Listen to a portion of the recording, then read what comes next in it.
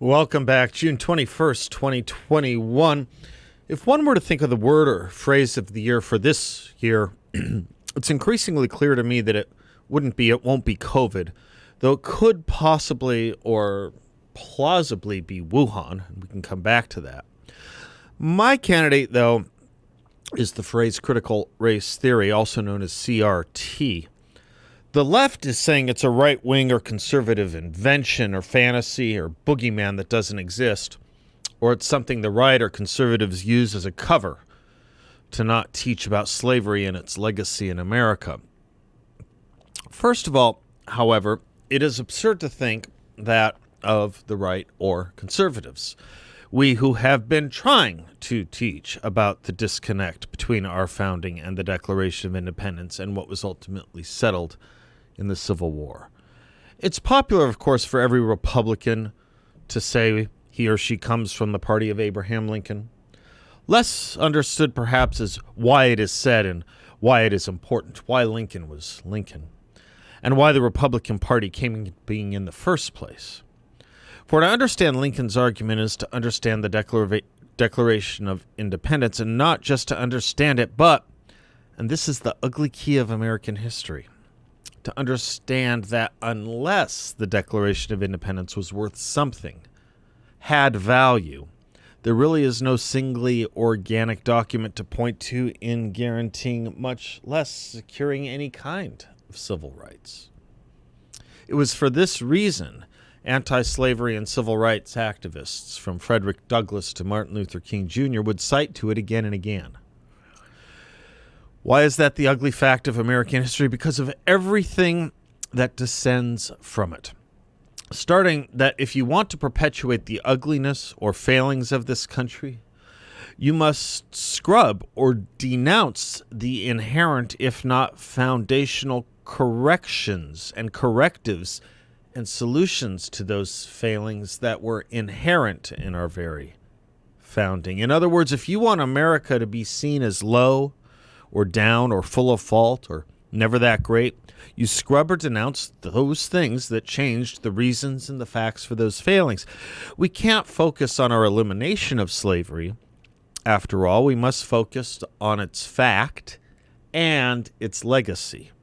You see, its elimination is the legatee of our founding, which was Lincoln's argument in real time, and not what the left wants you to know about today. To focus on the elimination of slavery is to appreciate what Lincoln said about our founding and what our founders said about liberty and equality. And it's a very high thing, which is not what the progressive left wants you to think when you think about the founding. So the ugly key unlocks two chambers at once. If you want to teach why slavery was an American evil and occurrence, you have to ignore that our founding was good and gave us the roadmap out of slavery. If you want to explain why slavery existed and thrived here, you have to accept that it was in disregard to our founding, a departure from it. And if you want to find the greatest of contempts for our founding fathers, you find it amongst those who also think slavery was more in keeping with American ideas and ideals than freedom and equality. In other words, only by distorting our founding can you justify slavery. And the left wants our history to be written that America's founding was low and based on a lie, and that slavery is the essence, if not beginning, of our country and our history. The ugly key gets you A, the founding was a lie, and B, because it was slavery that was essential to and keeping the ideals of our country. The shame of all this ugliness is also twofold. A, it swallows whole the argument of the Confederacy's founders and leaders, and B, it's untrue. Note, to justify slavery in America, one had to de-justify our founding creed. It is not an accident, then, that the modern-day left, as the slave-holding Confederacy of yore, do that self-exact same thing. De-justify and denounce our founding and its creed as a lie. Once accomplished, they then accept and adopt the arguments of the Confederacy, and then, to make matters worse, attempt to tell us the Confederacy had the better argument and in some ways should have won the Civil War given their reading of the Declaration of Independence. How can I say that? Because everything you hear about the founding from the left is what the Confederate leaders said of it, as opposed to people like Frederick Douglass and Abraham Lincoln and Ulysses S. Grant. And everything you hear about slavery in America is as if it was thus our defining and lost cause attribute. It wasn't. By a long shot. Start with the numbers. First, the population. The non-slave holding and anti-slavery Union population was 3 times larger, 300% larger than the slaveholding and pro-slavery Confederate population. Second, there were twice the anti-slavery Union number of states as there were pro-slavery Confederate states. And third, warriors. The anti-slavery Union number of soldiers were twice the number of the pro-slavery Confederate soldiers. And it began before 1860, if you please. As Tom West put it, every leading founder acknowledged that slavery was wrong. Slavery was legal and practiced in every state in 1776.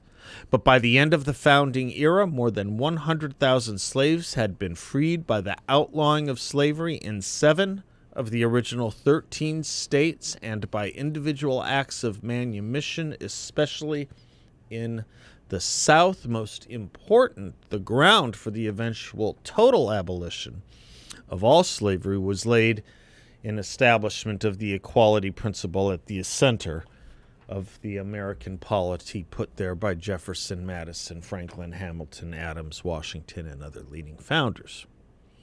So in nearly every category I can think of to identify representation, the slaveholding cause in America was vastly smaller than the anti-slavery cause. But the smaller cause, which also lost, is now taught as the defining cause that best and most truly represents America and American history. It's as if the Union didn't win. It's as if there's no Lincoln Memorial in Washington, D.C., but a Jefferson Davis Memorial. It's as if there were no Civil Rights Act 100 years after the Civil War to finish off its long-needed work against a recalcitrant lost-cause Democratic Party progressivism that, again, tried to call our Declaration of Independence a lie. It would be something very much like saying America was a pro-tax, pro-spend country in the 1980s. How do I know that? Just listen to the speeches of the most famous United States Senator, then Ted Kennedy. Except more absurd, for at least Ted Kennedy represented a recognized elected position in this country. Totally reversed has been the notion that the victors write history. When it comes to where we are on race relations today, we are reading the loser's history book. I don't mean that just pejoratively, though I do mean it pejoratively too. I mean it because to treat slavery as so essential and part of this country's founding ideas, to treat the Confederacy's argument as the rational one, and Lincoln's and Douglas's and Grant's, not to mention Martin Luther King and every civil rights laborer of the 1950s and 1960s, as the irrational one, or the argument to be ignored. And to continue to treat the Confederacy's argument about our founding as the rational one is to not only side with the losers, the Confederacy, but to say they had the better point. I would just like to remind simply, at the Appomattox Courthouse, Ulysses S. Grant did not surrender to Robert E. Lee.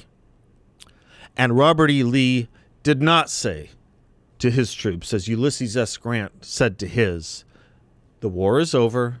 The rebels are our countrymen again." Everything above I've given you is how critical race theory works. It takes a text and manipulates it to fit or insert a racial excuse or narrative. And boy, has our text been manipulated. But note too, I'm only speaking of what takes place beginning around age 12. There is a lot of priming of the pump that must take place first. Let's take the book Anti-Racist Baby. It's a children's book, a very famous one written by Ibram Kendi, aimed at the youngest of children to be read to them, like a Dr. Seuss book, except racist. Babies are born racist, Kendi tells us on page 1 of his book, or at least that they are not born anti-racist and thus need to be, quote, bred, his terminology, to think as the book teaches. Then, quote, if you claim to be colorblind, you deny what is right in front of you, close quote. That's the first lesson in this baby book. By the way, the phrase climate justice and the word equity adorn this book and commence with the introductory pictures for the children. You know, the pictures children point to and ask about in these kinds of books. As Andrew Sullivan puts it, it's a little hard to argue that CRT is not interested in indoctrinating kids when its chief proponent in the United States has a kiddie book on the market.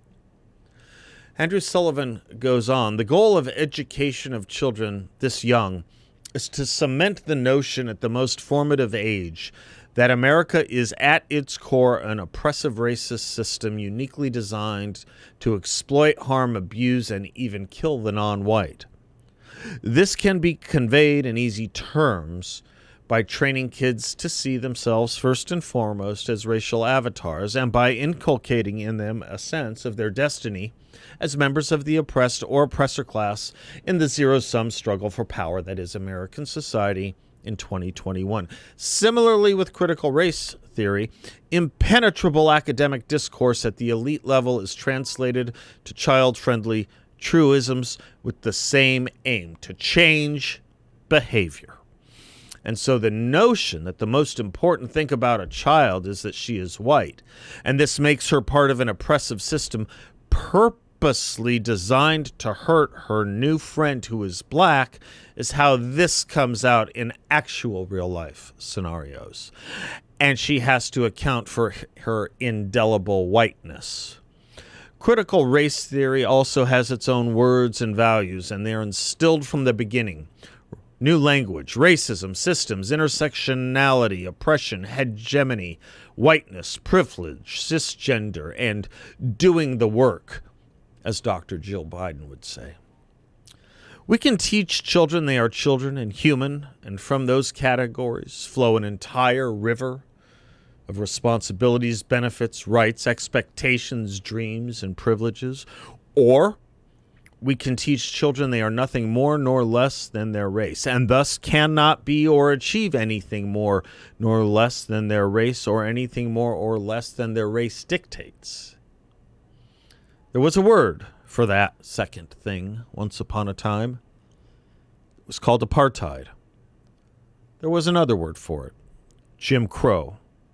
There was another word for it, chattel slavery. Who knew? After all we've been through, the progressives among us would be embracing all that again. But at bottom, that is what they are embracing. Exactly that. Don't cede the high ground to them. They surrendered it a long time ago.